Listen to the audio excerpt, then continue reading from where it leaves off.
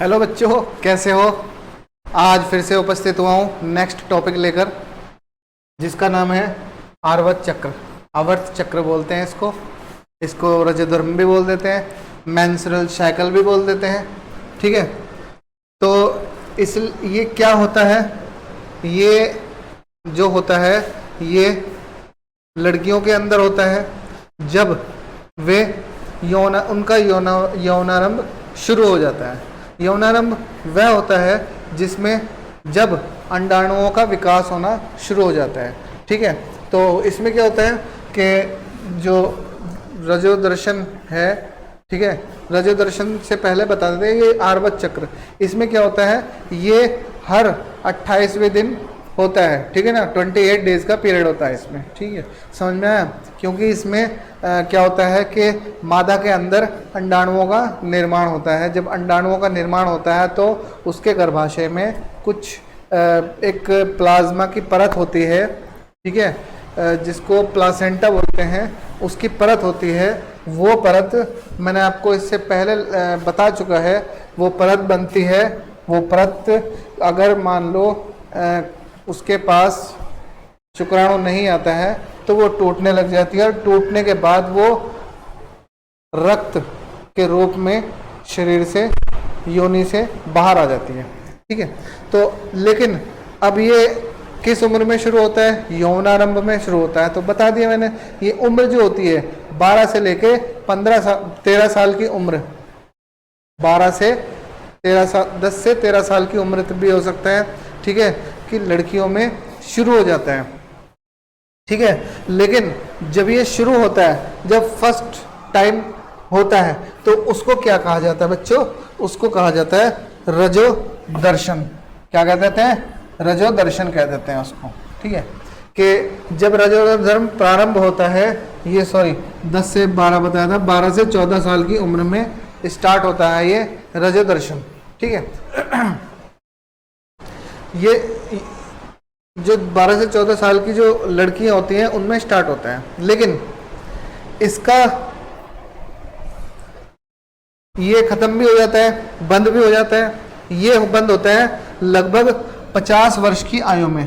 कुछ औरतों में ये 45 साल की उम्र में भी बंद हो जाता है। लेकिन ज़्यादातर ये होता है कि 50 वर्ष की आयु में बंद हो जाता है। उसको कहते हैं रजोनिवृत्ति। क्या बोलते हैं बच्चों, रजोनिवृत्ति। ठीक है, अब आगे चलते हैं हम लोग नेक्स्ट टॉपिक ले लेते हैं हम लोग कि जनन स्वास्थ्य। जो नेक्स्ट टॉपिक है तुम्हारा वो है बच्चों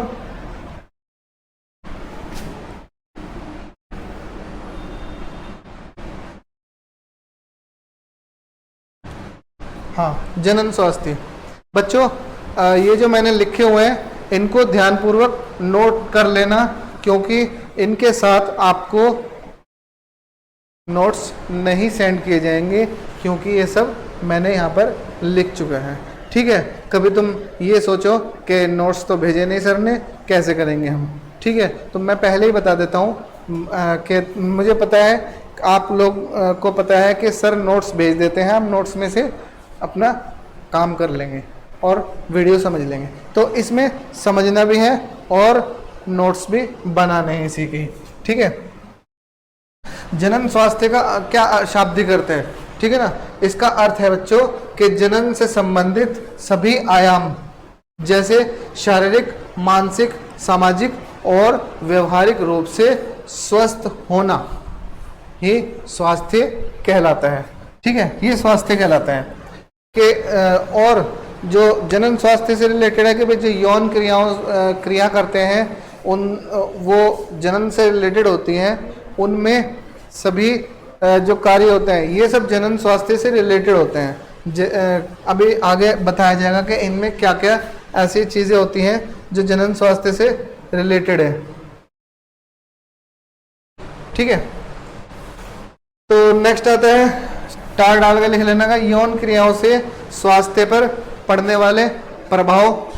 ठीक है, स्वास्थ्य पर पड़ने वाले प्रभाव, असुरक्षित यौन क्रियाओं से संचारित रोगों का फैलना, ये सब जनन स्वास्थ्य में आता है कि इन चीज़ों से बचना चाहिए।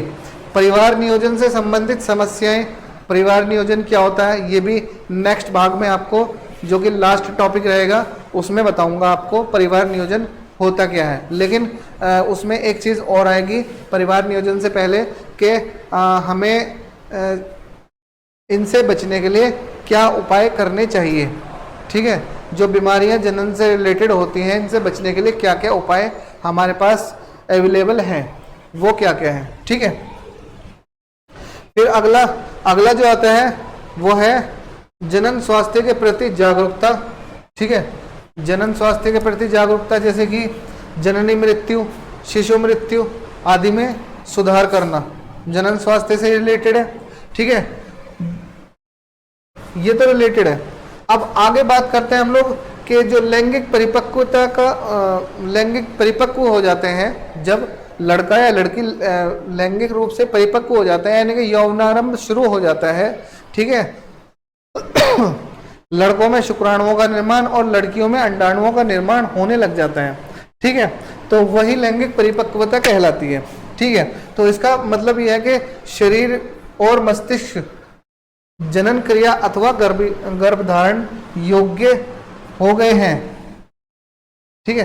तो इसमें ये मतलब नहीं है कि एक उम्र होती है, जैसे कि रजो धर्म शुरू हो गया है तो लैंगिक परिपक्व हो गई है लड़की, वो अभी गर्भ धारण करने योग्य हो गई है, तो ऐसा नहीं है। वो एक एज होती है, एक एज जो कि सरकार ने दी हुई है, लड़के की 20 साल और लड़की की 18 साल उम्र परिपक्वता की को दर्शाती है। हालांकि लड़की की 20 साल होनी चाहिए और लड़के की 22 साल उम्र होनी चाहिए, ताकि वो लैंगिक परिपक्व हो सके। खैर जो है वो सही किया हुआ है, ठीक है। 18 साल भी सही है। अब ये बात है, लैंगिक परिपक्वता का अर्थ यह नहीं है, यह अर्थ नहीं है कि शरीर एवं मस्तिष्क जनन क्रिया अथवा गर्भधारण योग्य हो गए हैं। स्वास्थ्य जनन प्रक्रिया के लिए यह आवश्यक है कि शरीर एवं मस्तिष्क दोनों स्तर पर तैयार होने चाहिए, ठीक है। मस्तिष्क तो तैयार है, यौवनारंभ हो गया, लेकिन शरीर तैयार नहीं है, शरीर में शरीर कमजोर है, ठीक है ना, या अभी उम्र छोटी है, ठीक है, जो गर्भधारण नहीं करने की उम्र है।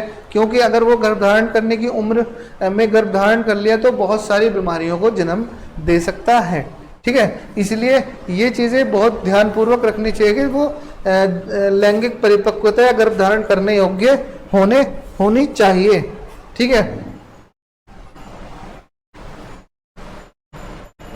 अब नेक्स्ट आता है कि कई बार इस प्रक्रिया में क्या होता है कि समाज और सामाजिक और व्यवहारिक रूप से बहुत सारी कठिनाइयों का सामना करना पड़ता है। जैसे कि किसी विषय पर किसी न किसी प्रकार का, इस विषय पर यानी कि जो लैंगिक परिपक्वता होने के बाद जो क्रिया होती है, लैंगिक क्रिया होती है, इन विषय पर किसी न किसी का दबाव हो सकता है, ठीक है। हमारे मित्रों का भी दबाव हो सकता है कि अगर ना चाह रहे हो हम कोई चीज़ करना तो वो करने के लिए उकसा रहे हो, ठीक है ना।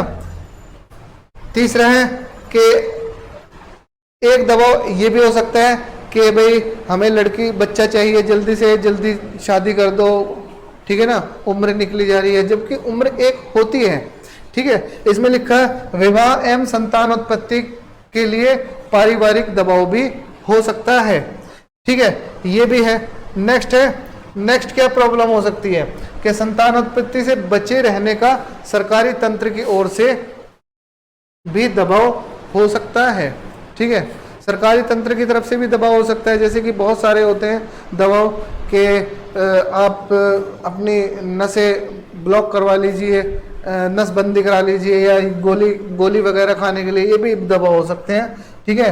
हालांकि उनको ध्यानपूर्वक करना चाहिए, उनसे भी रिलेटेड अगर हमारे अंदर जागरूकता है तो उस जागरूकता के चलते कोई भी बीमारी से बचे रह सकते हैं। जागरूकता बहुत जरूरी है इस चीज की, इस मामले में, ठीक है, ठीक है।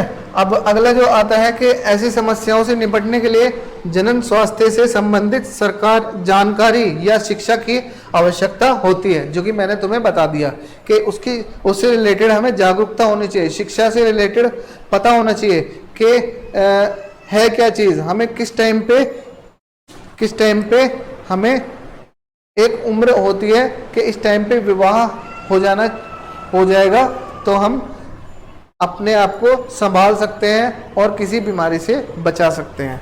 ठीक है, अगला जो नेक्स्ट हेडिंग जो होगा ये लैंगिक संचारित रोग है, तो इसके बारे में हम नेक्स्ट क्लास में पढ़ेंगे। और लैंगिक संचारित रोग मतलब कि कौन कौन से ऐसे रोग हैं जो लैंगिक संचारित रोग होते हैं, जैसे कि फैल जाते हैं एक पुरुष से दूसरे इंसान में, एक इंसान से दूसरे इंसान में फैल सकते हैं। ऐसे ऐसे रोग भी होते हैं, जैसे कि रोग कौन सा रोग है वो, जैसे कि एड्स। क्या है बच्चों?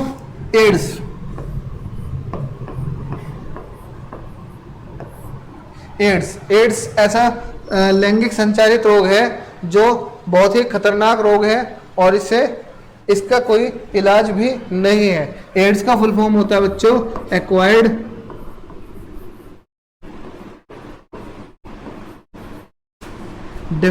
Immuno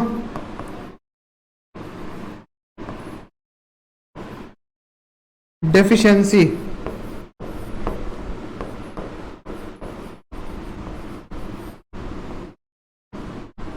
syndrome.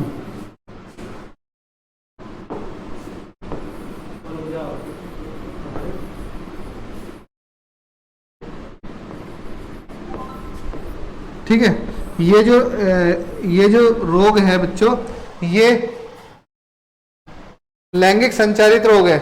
लैंगिक संचारित रोग को इंग्लिश में एसटीडी बोलते हैं, सेक्सुअल ट्रांसमिटेड डिजीज, जिसका शॉर्ट नाम है एसटीडी। ठीक है, एसटीडी बोल देते हैं इसको, सेक्सुअल ट्रांसमिटेड डिजीज। ठीक है, और एड्स कई कारणों से होता है। एक तो असुरक्षित यौन संबंध से हो जाता है, जैसे कि अगर किसी को ये बीमारी है, ठीक है, लेडीज से जेंट्स को, मतलब औरतों से आदमी को और आदमी से औरत को हो सकता है। ठीक है, कि ड्यूरिंग सेक्सुअल इंटरकोर्स के दौरान। ठीक है, दूसरा है कि अगर पहले से संक्रमित खून है, इसमें इस बीमारी के वायरस मौजूद हैं, तो उससे भी यह रोग, अगर वो संक्रमित खून किसी स्वस्थ मनुष्य को चढ़ा दिया तो वो उससे भी उसको बीमारी फैल सकती है। दूसरा, जो संक्रमित सुई होती है, ठीक है ना, सिरिंज होती है, उससे भी ये रोग फैल जाता है। ठीक है, कि ये किसी के साथ, मतलब अगर किसी को ये बीमारी लगी हुई है, उसके साथ बैठकर खाना खाने से ये बीमारी नहीं फैलती है। ठीक है, तो आज के लिए इतना ही। नेक्स्ट क्लास में आपको जो टॉपिक पढ़ाया जाएगा वो है कि ये जो बीमारियां, इनसे बचने के उपाय क्या क्या हैं, और दूसरा आपको परिवार नियोजन के बारे में भी बताया जाएगा। Thank you.